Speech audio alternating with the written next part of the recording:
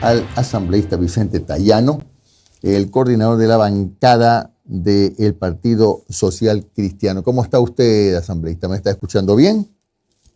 Sí. Jimmy Nori, buenos días. Gracias por la invitación. Un saludo para su audiencia. ¿Cómo no? A ver, hay dos proyectos de ley con carácter urgente que ha enviado el gobierno nacional. Ojalá tengamos tiempo de hablar de los dos, pero empecemos con el que está en este momento más en boga, que es el del incremento de 3 puntos en el IVA. Ustedes se oponen.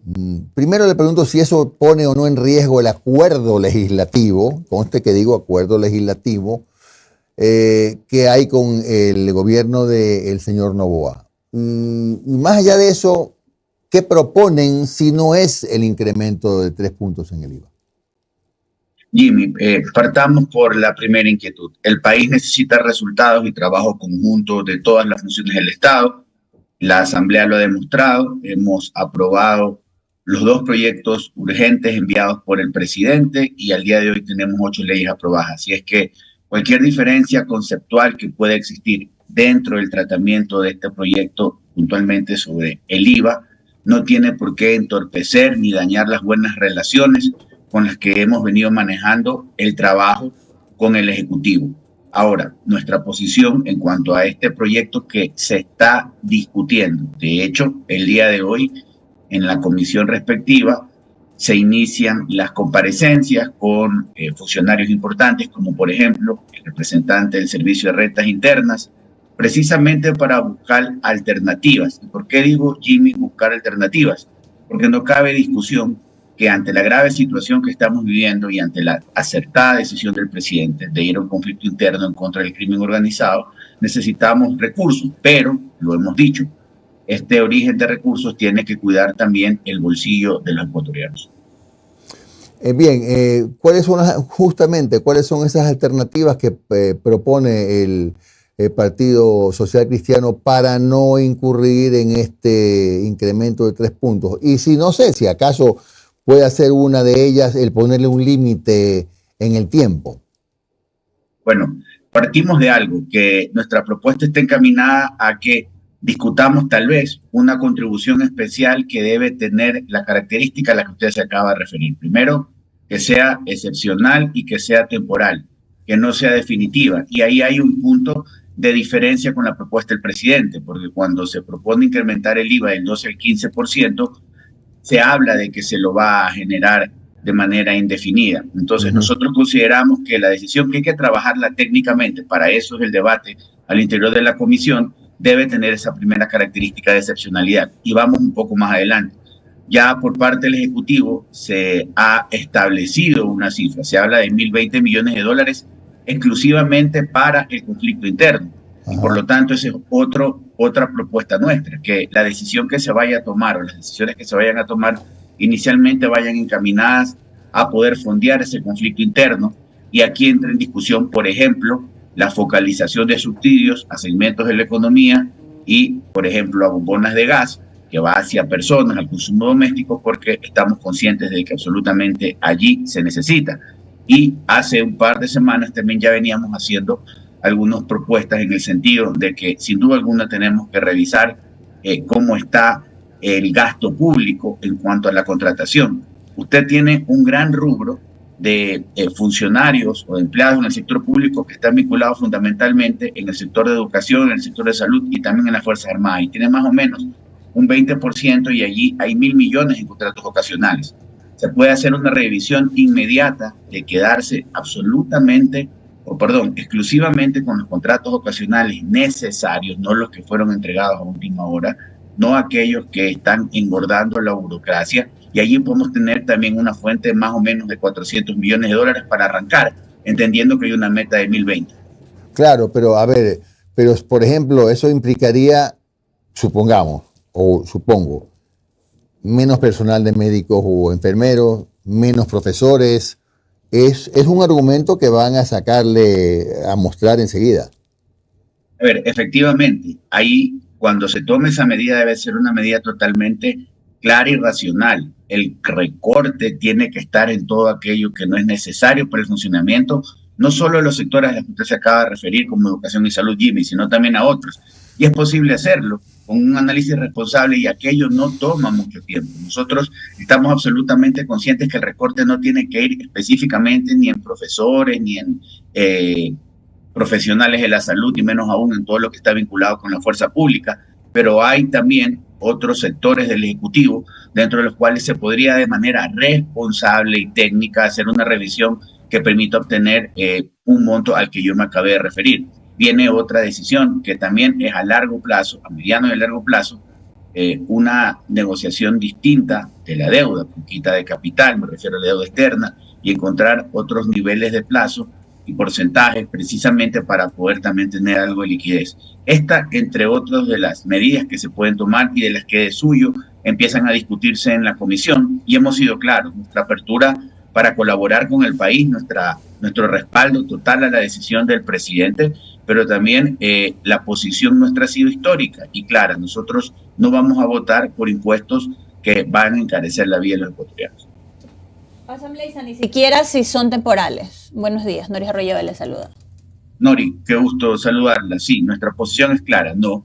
De hecho, estamos discutiendo lo que le comentaba Jimmy, otras alternativas que hay que estudiarlas, tenemos tiempo. Hoy estamos en ese primer debate dentro de la comisión y más o menos en una semana podríamos encontrar un punto medio. Ahora, lo importante es seguir elaborando propuestas para fondear no solo el conflicto interno. No olvidemos que nosotros tenemos un problema presupuestario importante como país por el déficit que se viene arrastrando. Adicionalmente, hay también obligaciones que cumplir con los gobiernos autónomos descentralizados y en algunos casos también con proveedores del Estado. Por eso es importante trabajar coordinadamente. Jimmy me preguntaba si es que este pronunciamiento de la bancada de la CES y aliados iba a entorpecer o dañar el diálogo. No, en lo absoluto. Más bien estamos abiertos desde nuestro representante en la comisión en la que se está llevando adelante esta discusión para poder colaborar y poder llegar a un punto intermedio que permita generar los recursos que se necesitan en este momento. Asambleísta, y en ese tema no hay dinero, hay que encontrar las formas también, pero una consulta popular que nos va a costar 60 millones, entendiendo que hay una asamblea con total apertura para trabajar con el gobierno, con el Ejecutivo. ¿Algún exhorto al presidente para que reconsidere el hecho de la consulta popular, entendiendo que muchas de esas preguntas pasan y dependen de la asamblea? Mire, aquí hay un tema que debemos necesariamente no ponerlo sobre la mesa. Y es que más allá de la decisión del presidente de enviar 2 grupos de preguntas, íbamos a tener una consulta popular, íbamos a ir a las urnas los ciudadanos. ¿Y por qué? Porque el 21 de diciembre del 2023, hace 3 semanas, la Asamblea Nacional aprobó una reforma parcial a la Constitución. ¿Y qué implicaba o qué implica esa aprobación de la reforma parcial de la Constitución? De que las Fuerzas Armadas puedan incorporarse de manera complementaria al trabajo de la policía en la seguridad interna para combatir situaciones como esta. Claro, está dentro de un plan de trabajo y por disposición del presidente de la República. Entonces, íbamos como ciudadanos a ser convocados a las urnas por esa decisión de la Asamblea, que además es una decisión necesaria. Claro está. 3 semanas antes de que vivamos todo lo que vivimos entre el 8 y el 9 de enero. Entonces luego vienen ya el decreto del 110 y el 111. Entonces es importante esa precisión porque íbamos a tener consulta. Y ya que hay consulta, y lo dijimos, consideramos que hay que aprovechar el momento para preguntar acerca de temáticas que también van a ayudar a resolver otros problemas que tenemos, ¿no? El problema del Ecuador, sin duda, es gravísimo el que estamos afrontando en materia de inseguridad, pero nosotros también tenemos un problema económico, un problema productivo. ¿Y cuál fue la propuesta nuestra? Por ejemplo, que se elimine la prohibición constitucional para ir a la contratación por horas, claro está, con seguridad social y con contrato y pagando absolutamente todo. El hecho de que se elimine para poder verdaderamente traer dinero, inversión, con eso obviamente generar plazas de trabajo, que haya consumo y también pago de tributos. La prohibición constitucional de que cuando hay una inversión extranjera y hay una diferencia, no exista la posibilidad de ir a un tribunal, a un tercero internacional independiente que dirime este tema, y otras temáticas más que le hemos puesto en la discusión. Y de hecho el presidente estas 2 las acogió en el segundo paquete de preguntas. Entonces hoy este tema está en la Corte Constitucional. La Corte Constitucional tiene que hacer una revisión precisamente dentro de sus competencias para que podamos tener un paquete de preguntas filtradas y se puedan romper ciertos candados que no iban a poder ser resueltos simplemente de una reforma legal. Por ejemplo, Nosotros estamos trabajando una reforma al COIP para endurecer penas para que quienes sean sancionados por estos delitos que hoy nos tienen, como nos tienen, la vacuna, por ejemplo, el terrorismo, el narcotráfico, el lavado de activos, cumplan la totalidad de pena en la cárcel, y se habría otra discusión también adicional sobre la responsabilidad penal de adolescentes infractores. Entonces, igual vamos a ir a un proceso a las urnas, pero tenemos que aprovecharlo porque sí, tenemos que atender la crisis de inseguridad, porque es lo urgente, lo inminente, pero también tenemos que tomar decisiones que en lo económico y productivo nos permitan también ir generando, sobre todo, oportunidades de trabajo a los ciudadanos. Abogado, buen día. Omar Jaén le saluda. ¿Cómo está? Omar, qué gusto saludarte. Buenos días. A ver, doctor, ayúdeme con el titular que le vamos a poner a esta entrevista. Puedo poner Vicente Tayano, 2 puntos. No vamos a dar los votos para el IVA al 15%. Ese podría ser el titular. Más allá del titular, Omar, lo hemos dicho y lo dijimos claramente la semana pasada. Nosotros no vamos a votar por el aumento del IVA, lo cual no implica que estemos abiertos para poder encontrar un punto medio, y esta es una posición que hemos mantenido no de ahora, sino de siempre. Y claro está, aquí el éxito de esta discusión está en encontrar cuáles van a ser la suma de decisiones que podemos tomar legislativamente desde la Asamblea y también del Ejecutivo para enfrentar esta situación.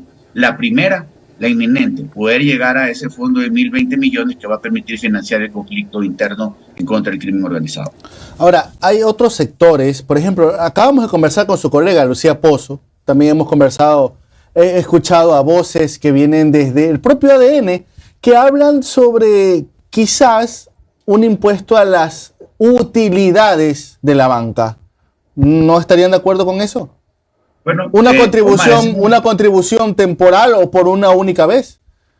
Omar, es momento de que todos aportemos, y sin duda alguna creo yo que ese es uno de los segmentos de la economía, de la actividad productiva, que tiene que colaborar. Y si nosotros ponemos en números, porque aquí lo importante, Omar, no solo es quedarnos en el concepto, porque puede ser malentendido, y tampoco debe recibirse mal por parte de la banca de que se esté analizando, se esté discutiendo que ellos aporten a este momento. Puede ser una contribución del 5% sobre las utilidades, del 10%, y podemos llegar a recibir tal vez 50, 100 millones. Hay que hacer los números porque es importante ser responsables en cuánto usted va a poder recabar cuando toma una decisión. Pero hay propuestas que se están discutiendo, por ejemplo, hablando del tema de la banca, a las bebidas azucaradas, por ejemplo, o sea, estamos hablando del ICE, a los consumos especiales, y hay decisiones, y hay otras decisiones también que se podrían tomar, pero sin duda alguna tienen que irse generando y discutiendo en esto.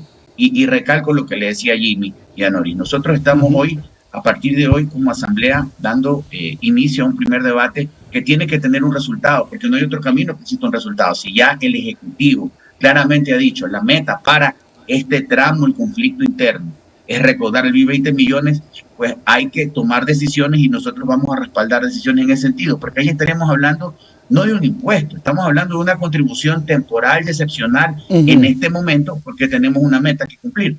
Claro, claro. Ahora, abogado, pero también dependerá mucho de que en todo este tratamiento de la ley, que ya vengan con un presupuesto, pues decir, bueno, a ver, tumbarse a todos los grupos terroristas, estos 20 que nombramos en el conflicto armado interno, nos va a costar tanto, que se va a desarrollar en tanto tiempo, que las Fuerzas Armadas recibirán tanto, que la policía recibirá tanto, que para las nuevas cárceles irá tanto, cosa que aún siento que el gobierno no lo desmenuza o por lo menos no lo presenta todavía, ¿verdad?